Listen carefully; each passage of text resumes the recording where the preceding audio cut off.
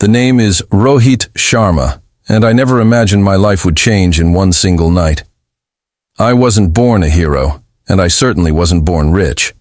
I was just a waiter in one of the most luxurious restaurants in the city, a place where billionaires, celebrities, and powerful politicians came to dine.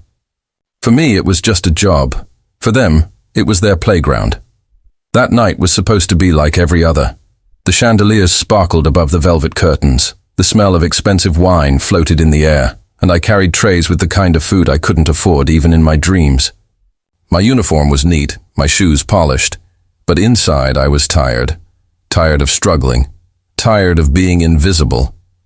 But fate has a strange way of testing ordinary men. At table number 7 sat Monali. She wasn't just any woman, she was the personal assistant to one of the most powerful billionaires in the country, Mr. Arjun Malhotra, the CEO everyone admired, feared, and envied.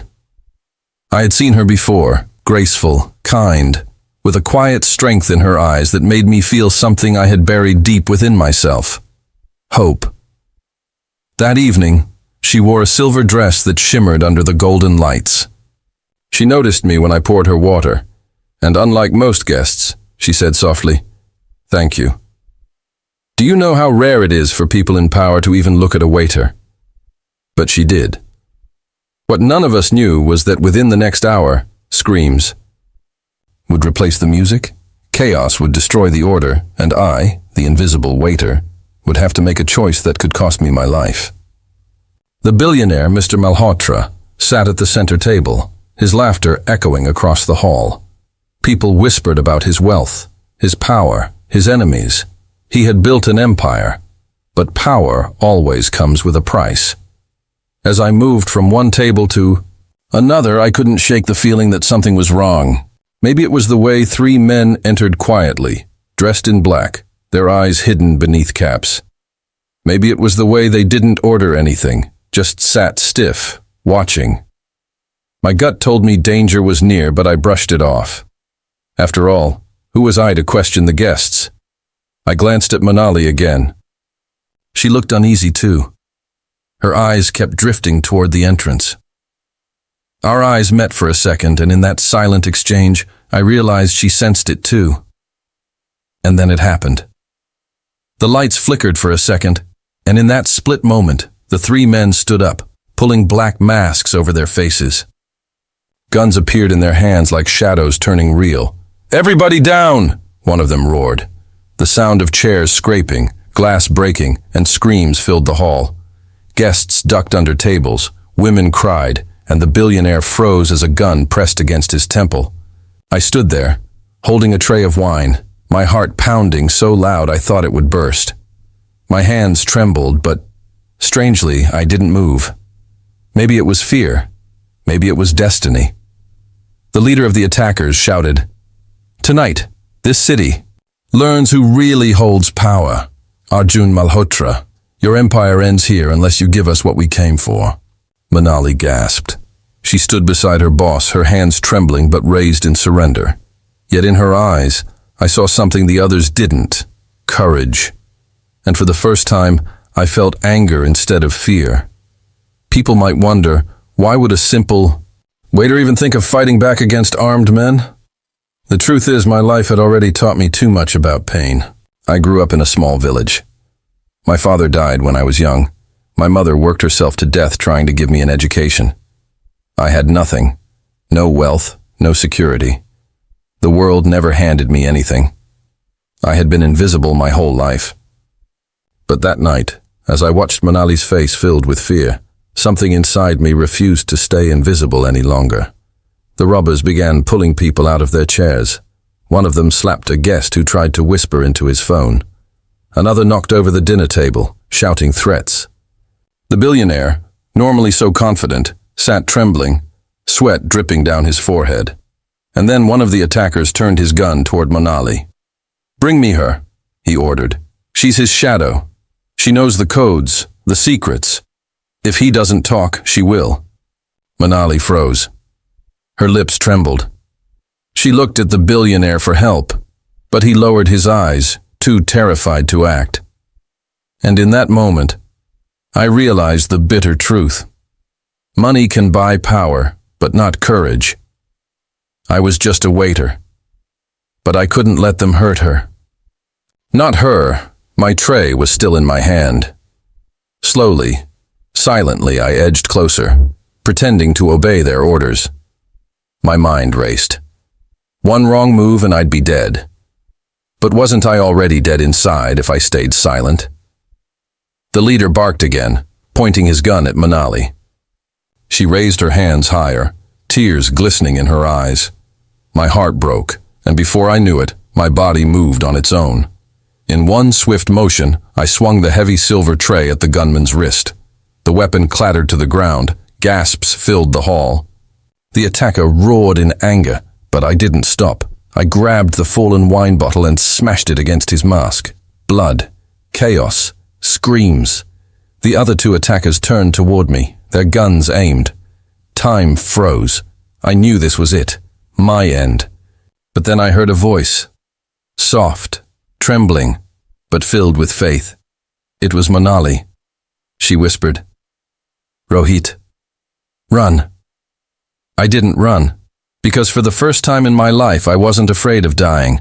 I was afraid of doing nothing. As the gunman aimed at me, I tightened my grip on the broken bottle, ready to fight, ready to fall, but not ready to bow. That was the moment the invisible waiter disappeared, and the man inside me was born. The barrel of the gun gleamed under the chandelier's light, pointed straight at me. My heart thundered against my ribs, but I didn't lower my hand. The broken bottle glistened like my only weapon, weak but sharp, fragile yet deadly if used right. In those few seconds, the world slowed down. I saw Monali's eyes widen, her lips part as if she wanted to scream but couldn't. I saw Mr. Malhotra's trembling hands clutching the edge of his chair. I even saw a terrified child hiding under the table, her tiny hands covering her ears. Fear had drowned the room, but inside me something else had woken up. Rage. "Kill him!" one of the masked men shouted. His voice was cold as if a human life meant nothing to him. The other raised his gun, aiming straight at my chest. My legs moved before my brain did. I ducked and lunged forward, grabbing the tablecloth with both hands and yanking it down. Plates, glasses, silver cutlery, all of it crashed to the floor, blocking their vision for a split second. Gunfire erupted, the deafening sound echoing in the hall. Screams ripped through the air. My chest burned as I crawled behind an overturned chair, my bottle still clutched tight. "Find him!" The leader roared. "That waiter dies tonight!" I pressed my back against the chair, my breath ragged, my palms sweaty. My body shook, but deep inside, a strange calm began to spread. If I ran now, they'd kill Monali. If I stayed hidden, they'd break everyone one by one until they got what they wanted. No, I had to fight, even if it cost me everything. I peeked around the corner. One of the gunmen stalked the aisle, his weapon scanning for me. I could see his boots crunching glass, his shadow stretching across the floor. Slowly I crawled, my movements silent, waiting for the right moment. And then fate gave me one. A terrified guest, trying to crawl away, distracted him for just a second. That was enough. I sprang up, bottle raised high, and slammed it into the back of his head. The glass shattered, blood spraying as he crumpled to the floor. Gasps filled the room. I stood there, chest heaving, hands dripping with blood, his and mine. The guests stared at me not as a waiter anymore, but as something else. A fighter, but victory lasted only seconds. The other attacker swung his gun toward me. Before I could react, Monali shouted, "Rohit, behind you!" I turned too late. A gunshot roared. Fire ripped through my arm, pain exploding like lightning. I staggered back, the force nearly knocking me off my feet. My vision blurred, the sound of my own blood rushing in my ears. For a moment I thought I'd fall. But then I saw Monali, her face pale, her eyes begging me not to give up. That was enough. Gritting my teeth, I forced myself upright, my blood soaking into my white shirt. The leader walked forward, clapping slowly, mockingly. "Brave little waiter," he sneered. "You think you can stop us? Do you even know who we are?" I spat blood onto the floor. My voice was hoarse but steady. "I don't care who you are." "You don't touch her," he laughed, a sound colder than ice. Then he leaned closer, his masked face inches from mine. "You'll die for her?" For a woman who doesn't even know you? My gaze shifted to Monali. Tears glistened in her eyes, but behind them was something fierce. Respect, maybe even hope. For the first time, I felt like someone saw me. Not as a servant, not as invisible, but as a man willing to stand. Yes, I said. My voice cracked, but my resolve didn't. I'll die for her. The leader's eyes narrowed. He raised his gun. My heart pounded. Time slowed. This was it, the end. But just before he pulled the trigger, chaos erupted. Police sirens wailed outside, red and blue lights flashing through the windows. The attackers panicked. "We're running out of time!" One of them shouted. The leader grabbed Monali by the arm, yanking her toward him. "If we can't get Malhotra, we take her." "Move!" Her scream tore through me like a blade. I staggered forward, blood pouring from my wound, but I couldn't stop. Not now, not when she needed me most. I grabbed the fallen attacker's gun with trembling hands, raised it, and aimed at the leader. My fingers shook on the trigger. He pressed his pistol to Monali's head. "Drop it, or she dies!" Every muscle in my body froze. My breath caught in my throat. Around us, guests whimpered, praying silently. I looked into Monali's eyes. She wasn't pleading. She wasn't begging. She was trusting me. I had seconds to decide. One wrong move and she would die, and then something inside me whispered, "Courage isn't the absence of fear. It's choosing to fight in spite of it." With my last ounce of strength, I tightened my grip and fired. The sound thundered through the hall. Monali screamed. The leader staggered. For a moment I thought I'd missed, thought I'd doomed her. But then his grip loosened, his gun slipped, and he fell to the floor. Silence. Everyone froze. My hand trembled, the gun clattering to the ground. My knees buckled and I collapsed, blood pouring from my arm. Monali rushed to me, her hands shaking as she tried to stop the bleeding. "Stay with me, Rohit, please." "Stay," she whispered, her voice breaking. Her touch was warm, her tears falling onto my skin. For the first time in my life, I felt like I mattered. And just before darkness swallowed me, I whispered the words that had been buried inside me for so long. I'm not invisible anymore. The world faded. The first thing I felt when I opened my eyes was pain, searing, burning pain that shot from my arm into my chest. The second thing I felt was warmth. A hand was holding mine, trembling but firm. I turned my head slowly, and there she was, Monali. Her eyes were swollen from crying, her hair messy, her dress stained with blood. Not her blood. "Mine. You're awake," she whispered, her voice breaking. She clutched my hand tighter, as if afraid I'd slip away if she let go. I tried to speak, but my throat was dry, my lips cracked. Only a hoarse sound came out. She quickly poured water into a glass and helped me drink, her hands shaking so much the glass rattled. "You nearly died, Rohit," she said, tears glistening again. "The doctor said another inch and the bullet would have pierced your heart." I lay there, staring at the ceiling, the sterile smell of the hospital filling my nose. I should have felt relief, but instead all I could think of was the sound of those gunshots, the screams, and the way the leader's eyes burned with hatred before he fell. Where is Mr. Malhotra?" I finally asked, my voice weak. Monali's expression hardened. "He's fine. Shaken but fine. The police took statements. They said the men were part of a larger group, mercenaries hired by someone with a grudge against him. But Rohit," she paused, her voice trembling, "you saved all of us. Do you understand that? Without you, Her words caught in her throat. I turned my head toward her. "I didn't do it for him," I whispered. "I did it for you." Her lips parted, her eyes widening. Silence hung between us, heavy and fragile. I thought I had gone too far, said something foolish. But then slowly she smiled, a smile that carried gratitude, sorrow, and something softer, something that made my chest tighten more than any bullet could. "You're a fool," she whispered, her voice trembling. "But you're my fool." Tears slipped down her cheeks. She quickly wiped them, as if afraid to show weakness. But to me, those tears were proof that she was human. Not just a polished assistant in a silver dress, but a woman who had felt fear, loss. And now... Connection. Before I could reply, the door opened. 2 police officers stepped inside. Behind them was Mr. Malhotra, his suit neat again, his face stern but pale. He walked to my bedside, his eyes scanning me from head to toe. "You," he said coldly. "You risked everything. Do you realize what you've done?" I swallowed, unsure whether he was angry or grateful. I just couldn't stand by. For a moment, silence stretched. Then his face softened. "I owe you my life. But more importantly, you reminded me of something I had forgotten. Courage doesn't come from money or power. It comes from here." He tapped his chest. I didn't know what to say. Praise from a man like him felt unreal. But his next words cut deeper. Those men weren't just after me. They were after what I represent. And this isn't over. The one who sent them is still out there. He looked at Monali. "You especially are in danger. They wanted you because you carry information no one else does." Monali stiffened, her eyes dropping to the floor. "I know," she whispered. "But I can't run forever." Mr. Malhotra turned to me. "Rohit, you've proven yourself braver than most men I know.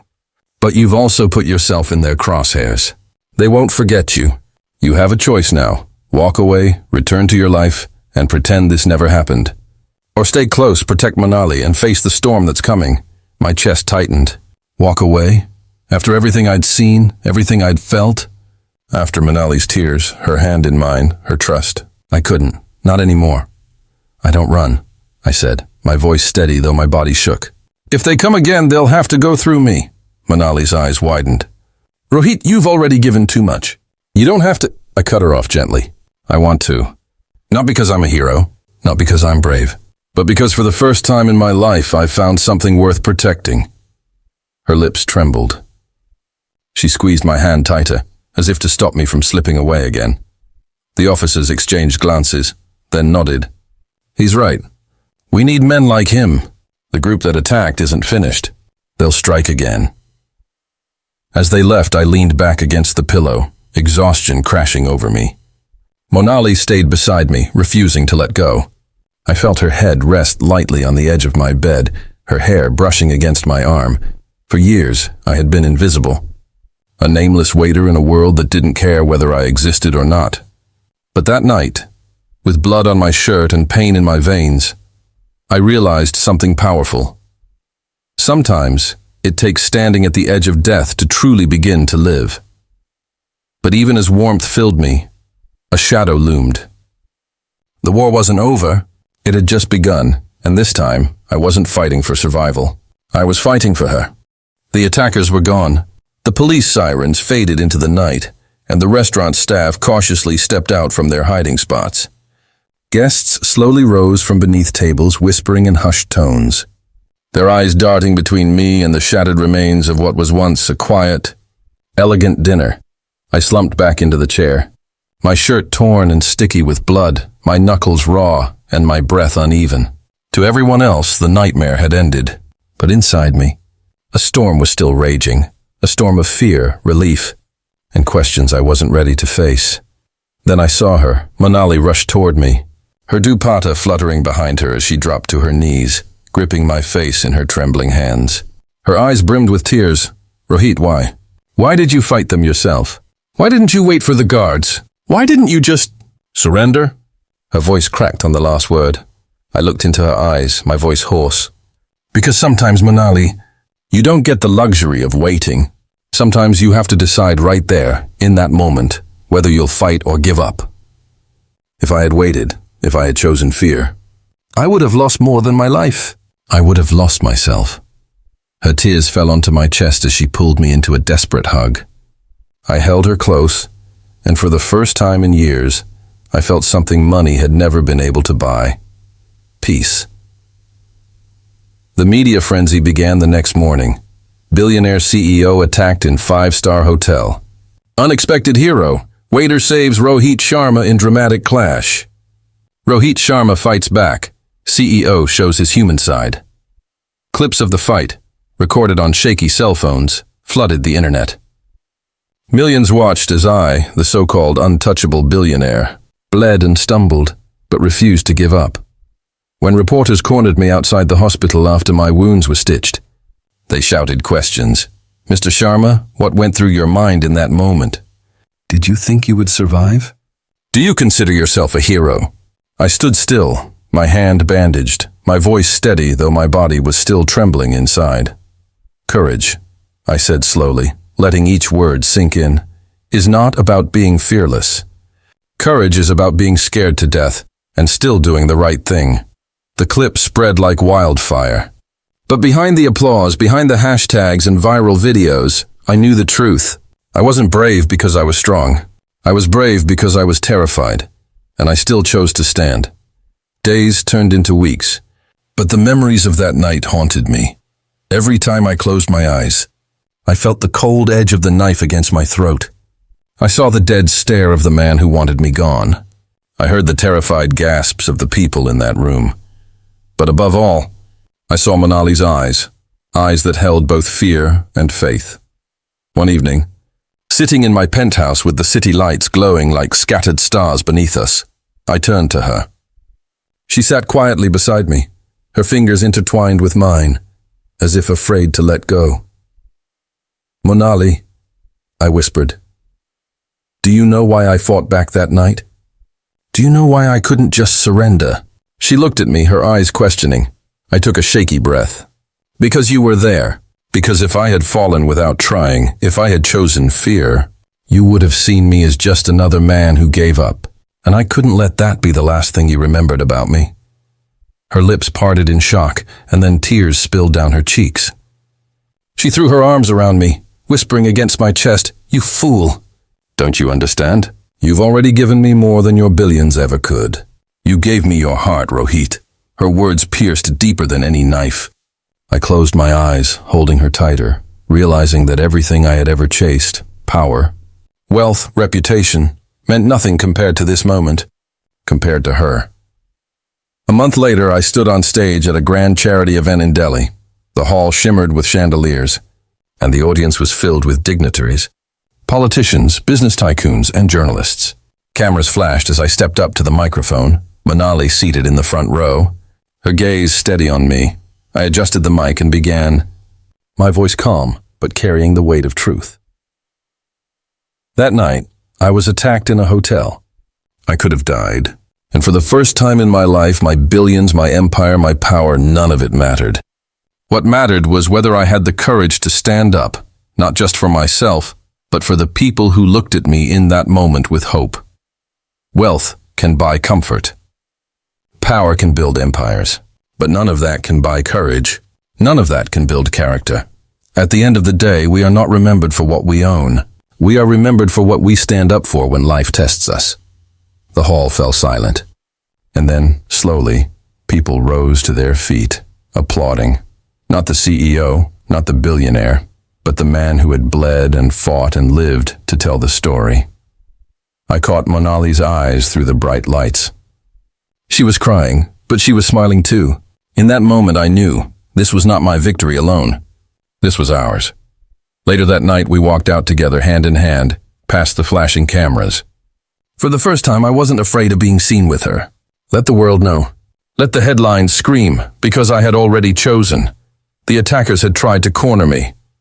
They thought they could break me, but in trying to destroy me, they gave me something greater than fear. They gave me clarity. They showed me what mattered. They showed me her. That night, I stopped being just a billionaire CEO. I became a man who finally understood the real meaning of life. Morale. Life will corner you when you least expect it. And in those moments, it doesn't matter how much wealth you own or how much power you hold. What matters is whether you stand up for love, for truth, for the people who believe in you, because courage is not the absence of fear. Courage is choosing to fight, even when your hands are shaking.